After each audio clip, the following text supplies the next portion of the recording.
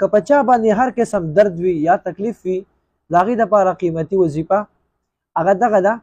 که مسلمان ته ډېر زیات درد راپېښ شوی وي او د درد د وجې نه چې کوم دی ډېر هغه درد برداشت کولی نه شي د بهترینه وظیفه هغه ستاسو ته ذکر کومه په کوم ځای باندې چې درد وي هغلته لاس کښېږدي او 3 پیرې بسم الله الرحمن الرحیم وایي او 2 پیرې دا کلمات وایي اعوذ بالله وقدرته من شر ما اجد واحاذر 2 پیرې دغه کلمات 3 پیرې بسم الله اعوذ بالله وقدرته من شر ما اجد واحاذر یو پیرر د بیا هم وایم ښه په ارام ارام چې تاسو زده کوئ اعوذ بالله وقدرته من شر ما اجد واحاذر دا 2 پیرې 3 پیرې بسم الله په کوم ځای باندې تکلیف وي هغه ځای باندې چوف کا لاس پې کېږده شفا به الله درکوي انشاءالله میل چې دې ملګرو سره شیر کم بیماران دي